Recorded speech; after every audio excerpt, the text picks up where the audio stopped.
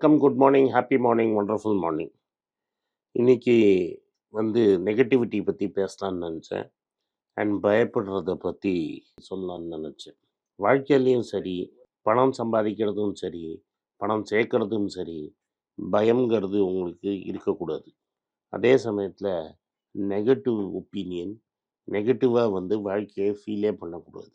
வாழ்க்கையில negative emotions இருந்ததுன்னா, உங்கள பிழிஞ்சு எடுத்துரும். அதனால நீங்க பிழிஞ்சு எடுத்தீங்கன்னா, உங்களுக்கு ரொம்ப டென்ஷன் தான் வரும். வாழ்க்கையில எப்போதும் நம்ம ஜெயிச்சுட்டே இருக்க முடியாது. சம் டேஸ் ஜெயிப்போம், சம் டேஸ் தோப்போம். சம்டைம்ஸ் வாழ்க்கையில முன்னாடி போறதுக்கு, சம்டைம்ஸ் நம்ம ரேஸ்ல கொஞ்சம் பின்னாடி ஓடணும். நம்ம கிளாஸ்ல 40 பேர் இருக்காங்கன்னு வச்சுக்கோங்க. என் கிளாஸ்ல 42 பேர் இருந்தாங்க.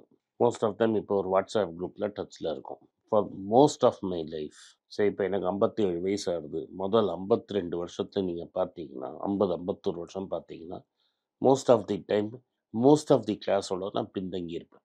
தட் இஸ் 40 பேர்ல 30, 35, 37, 30 இது மாதிரி தான் இருந்திருப்பேன். ஸோ எல்லாரையும் தாண்டி நான் போனேன் வாழ்க்கையிலன்னு சொல்லியிருக்க முடியாது. பட் இந்த கடைசி ஒரு 5, 6 வருஷத்துல அவங்க சொல்றதுலேருந்து நீங்க பார்க்குறது இந்த டாப் 4, 5ல வந்திருப்பேன். For most of the time நான் பின்னாடி தான் இருந்தேன். இது எப்படின்னா, நீங்க ஒரு மேரத்தான் ரேஸ் ஓடுறீங்கன்னா, first start to finish lead பண்ணி ஜெயிக்கிறதுங்கிறது வெரி ஃபியூ பீப்புள், ரொம்ப கம்மி. முக்கால்வாசி சமயம் நம்ம 5வது, 6வது பொசிஷன்ல இருக்கிறவன் தான்.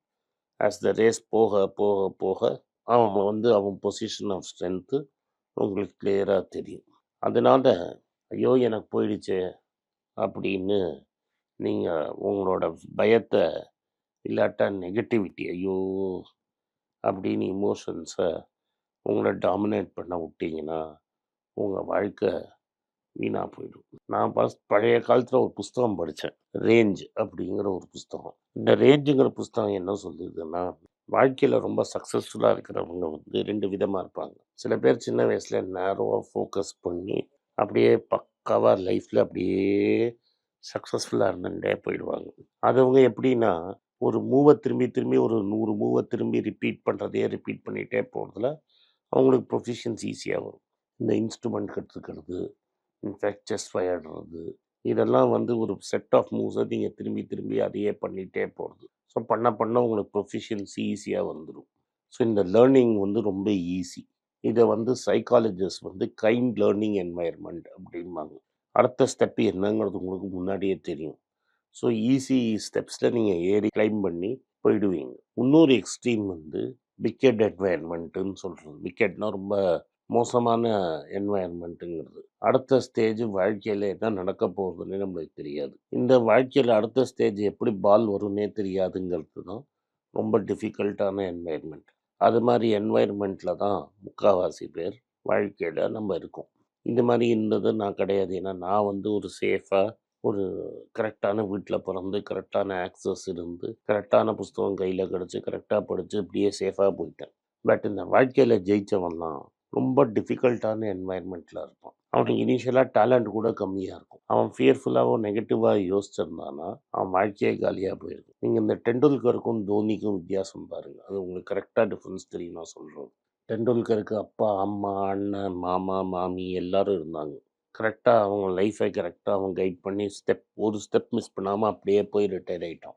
நீங்கள் தோனி படத்தை பார்த்துருப்பீங்க, தோனி கதையை படிச்சிருப்பீங்க. அதில் நிறைய அப்ஸ் அண்ட் டவுன்ஸ் இருக்கும். அவன் ஃபஸ்ட்டு அண்டர் 19 இந்தியாவுக்கு ஆடினதே கிடையாது. அவன் ரொம்ப கஷ்டப்பட்டு தான் அவன் ரயில்வேஸுக்கு போவான், இங்கே போவான், அங்கே போவான், டிக்கெட் கலெக்டராக இருப்பான், என்னெல்லாமோ ட்ரை பண்ணி கடைசியில் ஜெயிச்சிருவான்.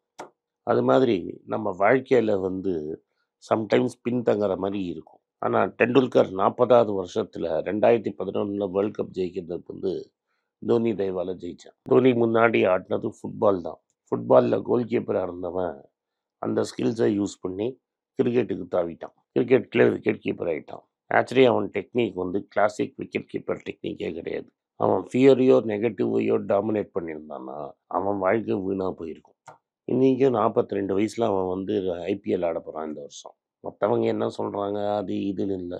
இதுக்குள்ளேயே கரெக்டாக அவனுக்கு வேணுங்கிற டீமை ஆளை வச்சு அவன் பிக் பண்ணிட்டான். ஜெயிக்கிறான் தோக்குறான் அவன் கையிலே கிடையாது. பட் போன வாட்டி இந்த பத்திரினா போனதுனால ஆனால் ப்ராப்ளம் வரக்கூடாதுன்னு இந்த வாட்டி 1க்கு 2 ஃபாஸ்ட் பவுலராக எடுத்து வச்சுருக்கிறான், ஃபாரின் ஃபாஸ்ட் பவுலரை. இந்தியன் ஃபாஸ்ட் பவுலரே 2, 3 பேர பொறுக்கி வச்சிருக்கிறான். போன வாட்டி பண்ண தப்ப நம்ம கரெக்ட் பண்ணிக்கணுமே தவிர, அத பார்த்து பயந்து யூஸ் ஆகுறதுங்கிறது வேஸ்ட். அதே மாரி மார்க்கெட்ல சேஃபா ஒரே டைரக்ஷன்ல போ முடியாது. சில நாள் மார்க்கெட் ஏறும், சில நாள் மார்க்கெட் இறங்கும். நேத்து ஐடிசில சிகரெட்டுக்கு 10% டேக்ஸ ஏத்துறாங்கன்னா டப்புன்னு ரூ. 10 அடிச்சான். ஐயையோ! ஐயையோன்னு நெறைய பேர் அலறியிருப்பீங்க. எதுக்கு வீணா அலறுறீங்க? தம் அடிக்கிறவன் அடிக்க தான் போறான். நம்ம கரெக்டான வேல்யூல வாங்கி நம்ம வந்து பார்த்துட்டு வாங்கி வைக்கணும். எவனோ ஒருத்தன் ஆசீர்வாத் இனிமேல் லோன் குடுக்கக்கூடாதுன்னு ஆர்பிஐ சொல்லிட்டான். உடனே விலை ரூ. 120. உடனே எனக்கு 1000 ஃபோன். நீ அன்னைக்கு சொன்ன, இன்னைக்கு சொன்ன, இப்ப சொன்னேன்னு. அது சொல்றது ஒரு ஆப்பர்ச்சுனிட்டியா? நீ ரூ. 120 பொறுக்கியிருந்தா நீ திரும்பி ரூ. 163 போயிடுச்சு. உனக்கு ஒரு 4 மாசம் டைம் குடுத்தது. திரும்பி என்ட்ரி பண்றதுக்கு. இன்னைக்கு வாடான்னா ரூ. 163 குடுத்துட்டு போ. எதுக்கு நான் சொல்ல வரேன்னா, ஒரு பிசினஸ் பண்றச்சையும் அப்படிதான் ஆகும். சில நாள் ஓஹோன்னு இருக்கும். சில நாள் புஸ்ஸுன்னு ஆயிடும். அதுக்காக பயந்து நெகட்டிவ் எமோஷன்ஸ வச்சுக்கிட்டு, நீ ஐயோ! ஐயோ! ஐயோ! ஐயோன்னு அலறுனா, நீ பெரிய பணக்காரனே ஆக முடியாது. இன்னைக்கு பஃபெட்டுக்கு 93 வயசு. அவன் அட்லீஸ்ட் 4 வாட்டி எனக்கு தெரியும். அவன் போர்ட்ஃபோலியோ 50% கீழ விழுந்தத அவன் கண்ணால பார்த்துருக்கிறான். 3 வாட்டி அவன மாரி வடிகட்டின முட்டாள் கிடையாது. அவனுக்கு டச்சு போயிடுச்சுன்னு சொன்னதும் உண்டு. நீங்க உங்களுக்காக பணம் சேர்க்கிறீங்க. ஊர்க்காரங்க சொல்றாங்கறதுக்காக நம்ம பணம் சேர்க்க வரல. இங்கேயே எங்க அப்பா the father, the son and the donkey கதை சொல்லியிருக்கிறேன். Aesop's fable. இல்லாட்டா நீங்களே ரிசர்ச் பண்ணி பார்த்துக்கங்க. அதாவது நீங்க என்ன சொல்றீங்க, இந்த விப்ரோ மாரி தான். ரூ. 1000 இந்த ஸ்டாக்கு வந்து ரூ. 500 போச்சு. அவன் ரெக்கார்ட் டேட் அடுத்த நாள் கிரெடிட் ஆகிறதுக்கு முன்னாடியே 50% விழுந்துடுச்சு. ஐயோ! ஐயோ! ஐயோ! ஐயோ! என் ஸ்டாக்கு 50% விழுந்துடுச்சேன்னா. யோவ்! உனக்கு போனஸ் ஷேர் ஒரு ஷேருக்கு 2 ஷேர் குடுத்துருக்கான். 50% விழுந்துட்டு தான் திரும்பி ஏறும். ஒரு ரூ. 1000 ஸ்டாக்கு 1:1 ஃப்ரீ குடுத்தான்னா, அது ரூ. 500 வரதான் செய்யும். அது ஏன் விழுந்ததுன்னு தெரியறதுக்கு முன்னாடி ஐயோ போயிடுச்சேன்னு கூப்பிட்டு அலறுனீங்கன்னா, என்ன அர்த்தம் அதுக்கு? நீ மார்க்கெட்டுக்கே லாயக்கு கிடையாது. நான் தான் சொன்னேன் ரூ. 1000 ஒரு நல்ல கம்பெனி, நல்ல ப்ரமோட்டர் ரூ. 1000 ஸ்டாக்க ரூ. 250 பார்த்துருக்கிறேன். உங்களுக்கு அப்படின்னா அந்த வாலட்டாலிட்டி தான் உங்க ஃப்ரெண்டு. சம்டைம்ஸ் 50% மார்க்கெட் விழுந்து நான் பார்த்துருக்கிறேன். ரூ. 63 நான் டிசிஎஸ் வாங்கியிருக்கிறேன் 15 வருஷத்துக்கு முன்னாடி. நீங்க நினைச்சாலும் என்னால வாங்க முடியுமா? அது என்னைக்காவது 10 வருஷத்துக்கு ஒரு நாளைக்கு அப்படி விழும். அன்னைக்கு நீங்க பேனிக் ஆகி, ஐயோ! ஐரோன்னு வயது வாயிலையும் அடைச்சிக்கிட்டு, மார்க்கெட்டே மூடிடும்னு நினச்சு வித்தீங்கன்னா, நீ தான் முட்டாள். 2008ல இந்தியன் ஹோட்டல்ஸை அடித்தான் டெரரிஸ்ட்டுக்கு அப்ஜல் கசாபு. நம்ம தாத்தா வெளியே நின்றுட்டு இருந்தார். அந்த ஃபோட்டோவை போட சொல்கிறேன் பார்த்துக்கோங்க. ஸ்டாக்கை ரூ. 30 இறக்கி விட்டீங்க.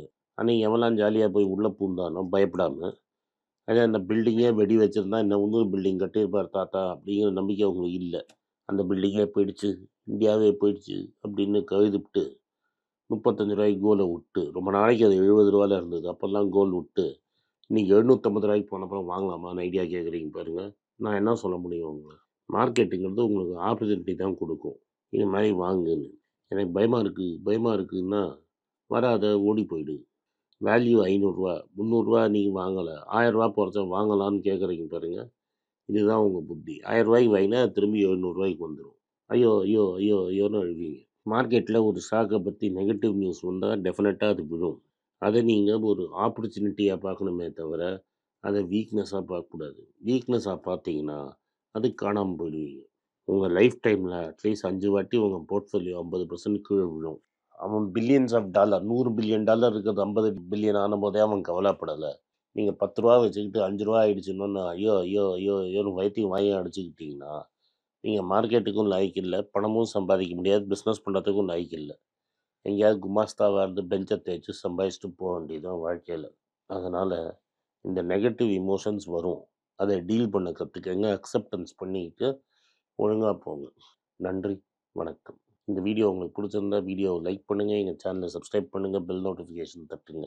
இந்த வீடியோவை முடிஞ்சால் உங்கள் சொந்தக்காரங்களுக்கும் ஃப்ரெண்ட்ஸுக்கும் அனுப்புங்க, அவங்கள பார்க்க வற்புறுத்துங்க. நன்றி, வணக்கம்.